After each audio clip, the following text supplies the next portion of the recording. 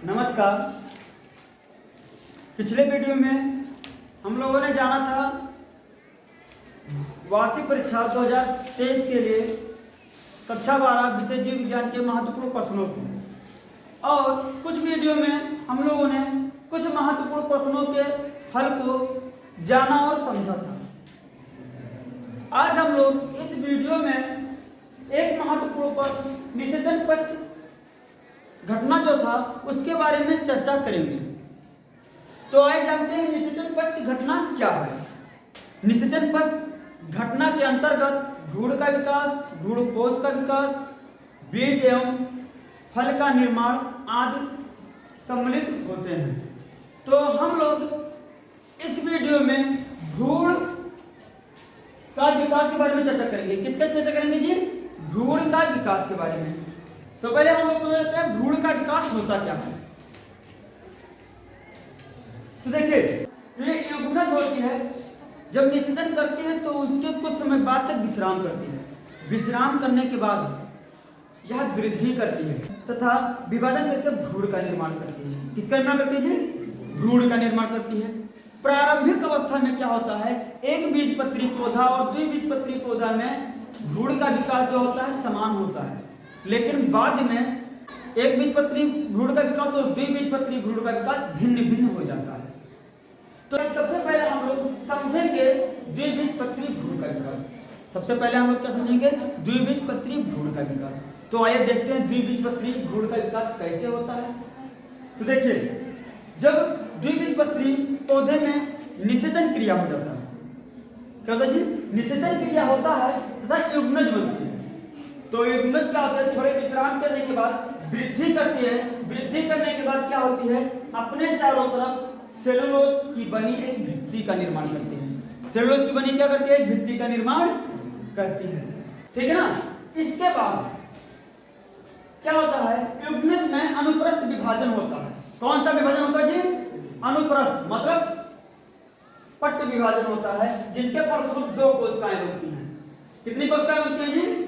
दो कोशिकाएं बनती हैं। ऊपर की जो बीजांड द्वार की ओर होती है कोशिका, उसे कहते हैं निलंबक या आधार कोशिका कहते हैं, तथा जो कोशिका निभागी छोर पर होती है उस कोशिका को अंधास्थ या भ्रूणीय कोशिका कहते हैं। इसके बाद में क्या होता है, जो ये निलंबक कोशिका होती हैं इनमें फिर से अनुप्रस्थ विभाजन होता है। कौन सा विभाजन होता है जी? अनुप्रस्थ। तथा अंधास्थ या भ्रूणीय कोशिका में अनुदैर्ध्य मतलब खड़ी विभाजन होती है। कौन सी विभाजन होती है? खड़ी विभाजन होती है, जिसके फलस्वरूप टी आकार की 4 कोशिकीय बाल भ्रूण का निर्माण होता है। ठीक है ना। जो ये निलंबक कोशिकाएं होती हैं इनमें अनुप्रस्थ विभाजन होता है। कौन सा विभाजन होता है जी? फिर से इनमें बार-बार अनुप्रस्थ विभाजन होकर के क्या होता है, बारंबार अनुप्रस्थ विभाजन होकर के 6 से लेकर के 10 तक एक सूत्राकार संरचना का निर्माण होता है, जो वृद्धि करके लंबाई में बढ़ती है। जो वृद्धि करके क्या करते हैं? लंबाई में बढ़ते हैं तथा भ्रूण को नीचे की ओर भ्रूणकोश में ढकेलते हैं। कहां पर ढकेलते हैं जी? भ्रूणकोश में ढकेलते हैं, जिससे भ्रूण को पर्याप्त मात्रा में पोषण मिल सके। इसके बाद में क्या होता है, जो ऊपर की कोशिका होती है, निलंबक की जो ऊपर की कोशिका होती है, यह फूल करके ऊतकाकार में जो चूसांग का कार्य करती है। मतलब चूसांग का मतलब चूसने वाला अंग, यानी चूसने वाले अंग का निर्माण करती है, जो कि पोषक पदार्थ को चूस करके क्या करती है, निलंबक कोशिकाओं की सहायता से भ्रूण तक पहुंचाती हैं, ताकि भ्रूण को क्या मिल सके? पोषक पदार्थ मिल सके। क्या मिल सके जी? पोषक पदार्थ मिल सके। जो ये नीचे की कोशिका होती है, कौन सी कोशिका होती है जी? नीचे की कोशिका होती है वह अंतःस्फीतिका कहलाती है। क्या कहलाती है जी? अंतःस्फीतिका, जो कि आगे विभाजन होकर के मूल गोप का निर्माण करती है, मूल के सिराओं का निर्माण करती है। अब इसी समय जब ये विभाजन होता है, इसी समय क्या होती है, जो ये अंतःस्थ कोशिकाएं होती हैं इनमें विभाजन होता है। इनमें लगातार ये जो दो कोशिकाएं होती हैं, इन दोनों कोशिकाओं में लगातार 2 बार विभाजन होता है, जिससे कि 8 कोशिकाएं निर्माण होती हैं। कितनी कोशिकाएं निर्माण होती है जी? 8 कोशिकाएं निर्माण होती हैं। 4 कोशिकाएं ऊपर की और 4 कोशिकाएं नीचे की ओर। जो अंतःस्फीतिका के नीचे की जो 4 कोशिकाएं होती हैं इसे कहते हैं अधराधार कोशिका। कौन सी कोशिका कहते हैं जी? अधराधार। जो अधराधार कोशिका के नीचे की जो चारों कोशिकाएं होती हैं उसे कहते हैं अध्याधार कोशिका। कौन सी कोशिका कहते हैं जी?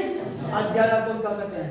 जो ये अधराधार कोशिकाएं होती हैं, अंतस्फीतिका के नीचे की चारों कोशिकाएं होती हैं, ये आगे विभाजन करके मूलांकुर का निर्माण करती हैं। किसका निर्माण करती है जी?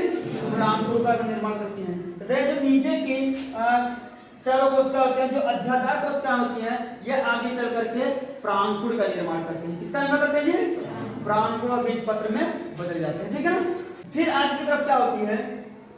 ये भ्रूणीय कोशिका होती है, इनमें विभाजन होता है तथा अपने बाहर की ओर एक त्वचा का निर्माण करते हैं। किसका निर्माण करते हैं जी?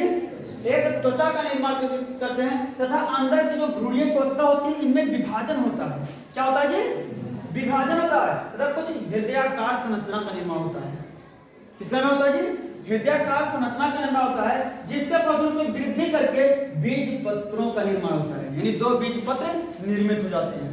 2 बीज पत्र जो होता है, परिपक्व बीज पत्र क्या होते हैं? आगे की तरफ चल करके मुड़ जाते हैं। आगे की तरफ क्या होते हैं जी? बीज पत्र मुड़ जाते हैं। बीज पत्र जहां से जुड़ा होता है उसे कहते हैं अक्ष। क्या कहते हैं जी?